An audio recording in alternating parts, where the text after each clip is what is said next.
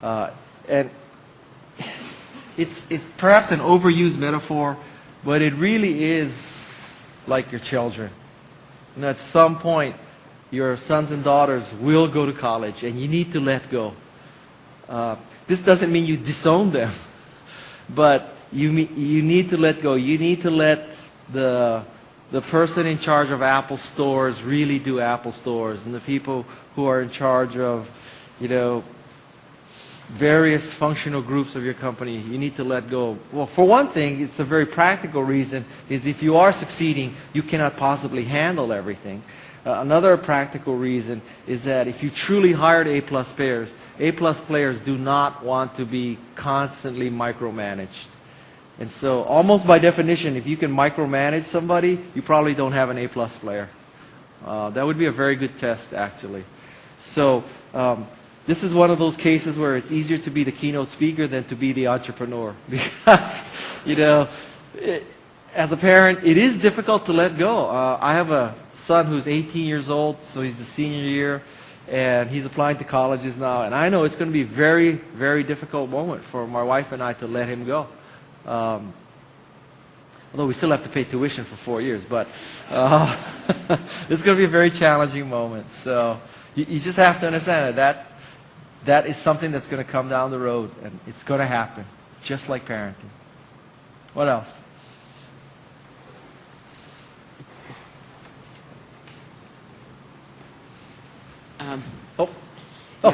Sorry. Just a little bit more on the same point. It looks like you left a puzzle in your ABC analysis. So who hires B players? A guys hire A plus. Yeah, that's a good question. I don't know. Yeah, by definition, who would hire? I know who hires B players. Boards of directors. Really. Which is code word for VCs.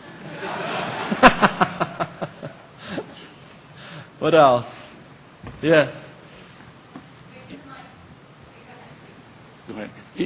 I love the concept of jumping curves, and I also like the fact that when you go into talks to somebody about capitalization and you emphasize the uniqueness and value, they go, well, how many of these have been sold in the market thus far to justify your financial pro forma? Yeah. How do you respond to that when you're really trying to set a new tone, come out with a new product?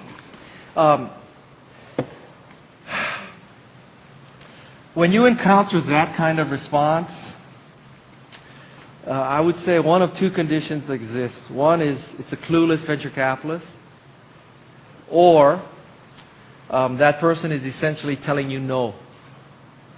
So basically, when you deal with venture capitalists, there's only one response that is yes. And the one response is, let's start due diligence. That's a yes. Everything else is no. If they say, when you get a customer, come back to me, that's a no. If they say, when you get a co-investor, come back to me, that's a no. Everything is a no, except we want to start due diligence. That's a yes. So now you might ask, well, why do venture capitalists not say no? Arguably, it's harder to get a venture capitalist to give you a direct no than it is to get a direct yes. And the reason why venture capitalists never say no is because they have the fantasy of maintaining an option on you. This way, the way it works is, if I say, come back to me when you have when you've proven the dogs are eating the food, or come back to me when Kleiner Perkins or Sequoia has taken a lead, I'd be happy to co-invest along Kleiner or Sequoia. Well, duh, who wouldn't want to invest along Kleiner or Sequoia, right? Any idiot would do that. So, I mean, that's kind of the problem, that they cannot say no. They don't want to say no because they don't want in their minds to close down the option. If they say no and you become the next Google, they look like an idiot. So what they have to do is they would tell the founders of Google, if they knew that it was going to be Google, they would tell the founders of Google, well, come back to me when you have a business model for your new search engine. Right? So this way, if they miss Google, they can say to themselves, I didn't miss Google. I told those bozos, Larry and Sergey, to come back to me. They didn't come back to me. It's their fault. So now when I go meet with CalPERS, I'm not going to tell CalPERS I missed Google. I'm going to say, I saw Google.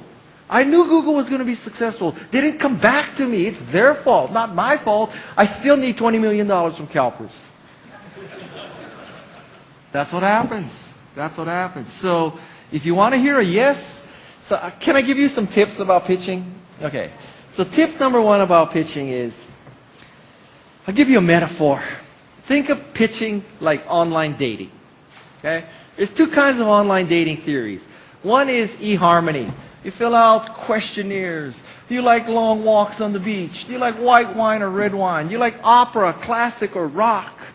Are you open to adoption? Not open to adoption? You want many kids, few kids? Because according to eHarmony, you're finding your soulmate. You're going to be walking on windswept, sunny beaches, holding hands for the rest of your life. You need a soulmate, right? The opposite end of eHarmony is hot or not. Look at this picture. Is she hot or not? Okay? Guess which one venture capital is? It ain't eHarmony. It's hot or not. In 30 seconds, they're going to decide, are you hot or not? It's that simple. And so, what happens in that 30 seconds? Most people stumble and fumble in 30 seconds. What venture capitalists want to hear in the first 30 seconds is not who the hell you are. Because the odds are, you don't have a proven track record. Because if you had a proven track record, frankly, you wouldn't be raising money. So, what you need to do is, in the first 30 seconds, explain what the hell you do. Really. Because until you explain what the hell you do, it doesn't matter who you are.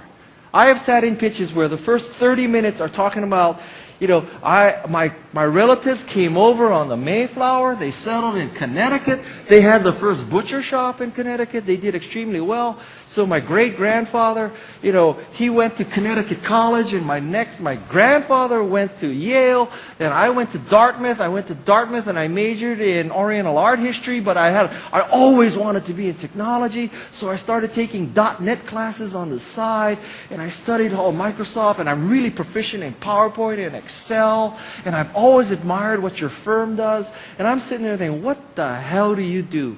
And then they say, well, according to Forrester and Jupiter, you know, this is a market of $100 billion, and how hard could it be to conservatively get 1% of this? And I'm still wondering, what do you do? Is it hardware? Is it software? What do you do? What market are you in? In the first 30 seconds, you need to explain what the hell you do, really. Because until you explain what the hell you do, it doesn't matter who you are, really. Because very few people have this kind of background that would just say, oh my God, I have to invest. I'll give you some examples. So, let's say you say, I was the first VP of engineering of Akamai. So I truly understand how to scale something. That would be a competitive advantage. Or I was the VP of engineering of Google. That would be proven engineering. Of course, arguably, if you were the VP of engineering of Google or Akamai, why would you be trying to raise $1 million? Because you're worth $1 billion. Something's wrong with this picture, right? So that's the kind of thing. So, you know, you want to talk about if you feel, okay. Many people believe that venture capitalists are looking for proven teams. If you have, maybe later you're going to have a panel of venture capitalists, are you? Okay. So watch what's going to happen.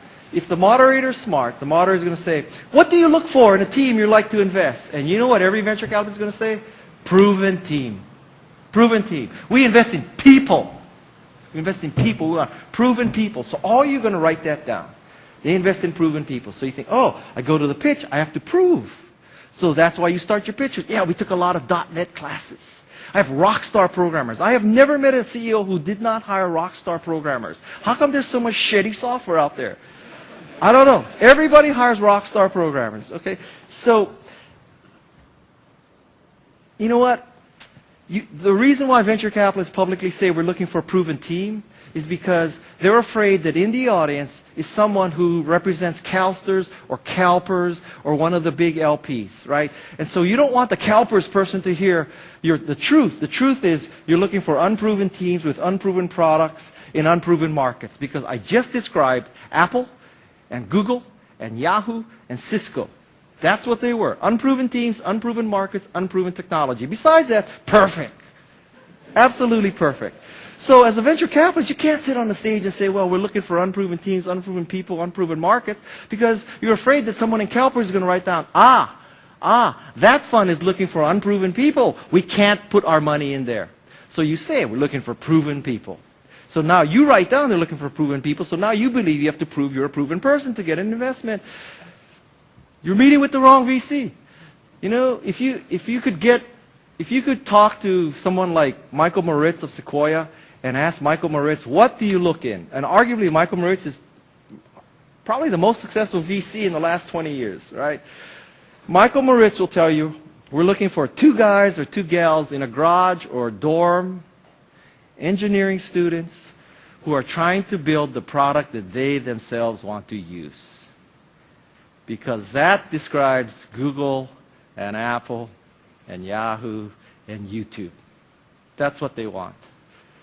So when somebody says, come back to us when you have more revenue, come back to us when Kleiner Perkins or Sequoia is leading the round, come back to us when you have a world-class team, they're saying no. They're saying no. Okay? Yes. You want to know how I really feel? Hi. But don't forget, during the panel, watch, okay? Somebody asked the question, what do you look for in a team? Watch. Just watch. Going back to the 12 things you learned from Steve, customers cannot tell you what they need.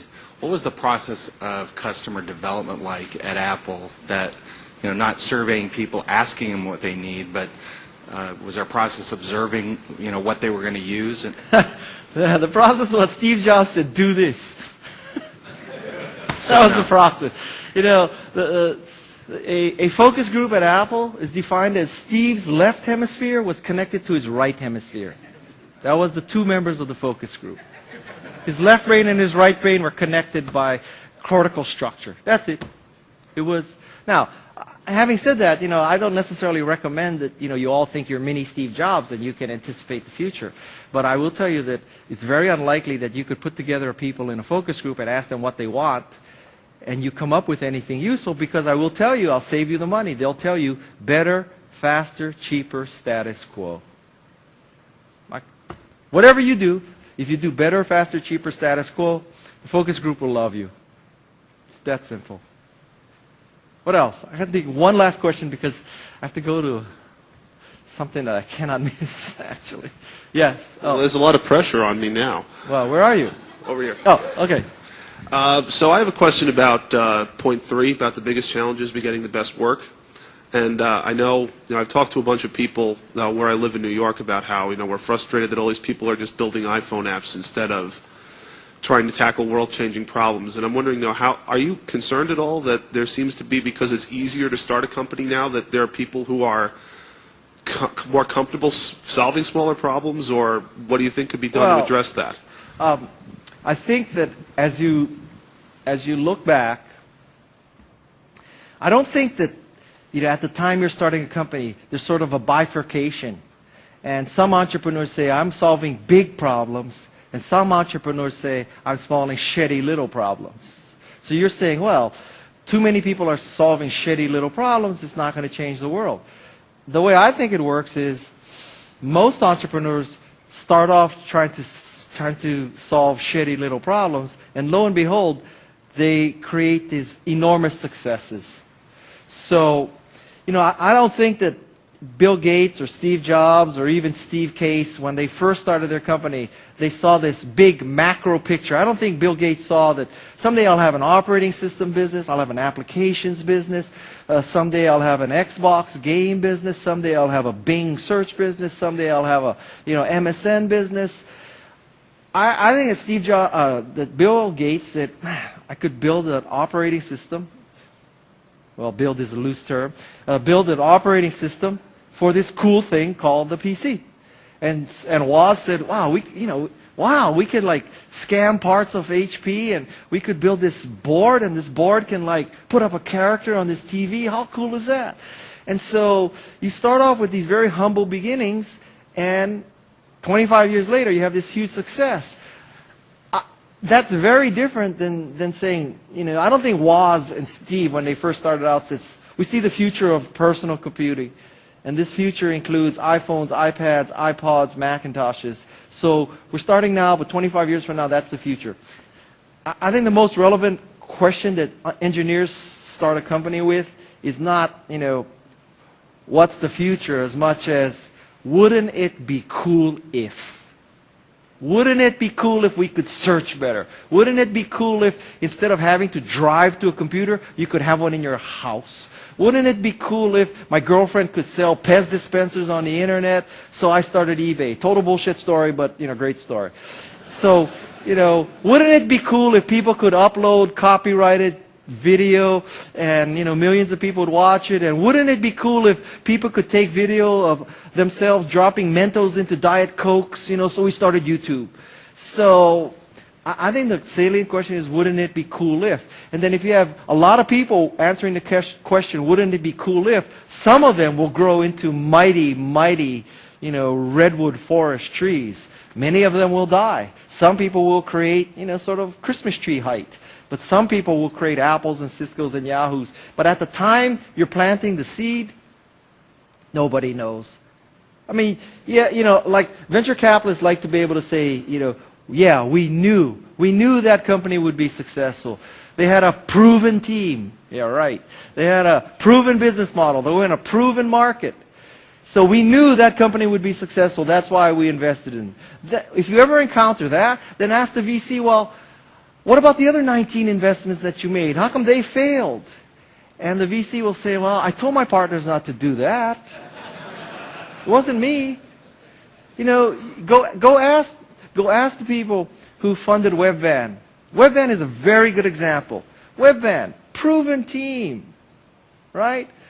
Proven market. Everybody has to eat. Proven business model. Imagine the convenience. You could go online and order someone to bring you broccoli. That is a great business model. So proven team, proven business model, proven technology. Build a distribution site, and automatic picker puts the broccoli in your basket, sends it to a van to your house. Everything is perfect about WebVan. Raised $450 million. Where is it today?